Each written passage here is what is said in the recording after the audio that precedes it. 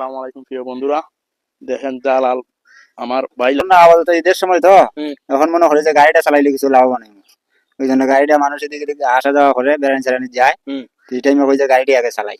ও, এখন যাত্রী নিয়ে আসছিলাম, আসার পরে এখন এখানে দেখা যাইতেছে যে লাকড়ি, হুম তো এই জন্য একটা টিপ পাইলাম। তো এটা একটা আমার লাভ হইতেছে যে আবাতেও পাইলাম, যাওয়াতেও পাইলাম। গাড়িটা অনুমানিক কত টাকা ইনকাম করেন যায় দিন? গাড়িতে ভাই যদি টিপটা পরে তে আপনার 700-800 টাকা খরচ যায়। হুম আর যদি এমনি যাত্রী টুকাইয়া খরচ যায় 500-600 টাকা খরচ যায় আর কি। এর বেশি এর বেশি হয় না। এর বেশি হয় না, আর যদি রিজার্ভ টিজার্ভ লাগে 1000-800 খরচ যায়। তা আমি তো মনে করি গাড়ির থেকে তোমার দোকানই ভালো ছিল।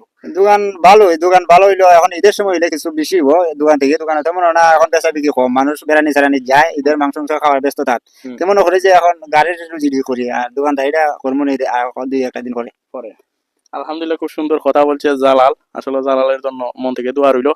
সবাই আমাদের ভিডিওটা লাইক কমেন্ট শেয়ার দিয়ে ছড়িয়ে দিবেন সারা দেশে। আসসালামু আলাইকুম।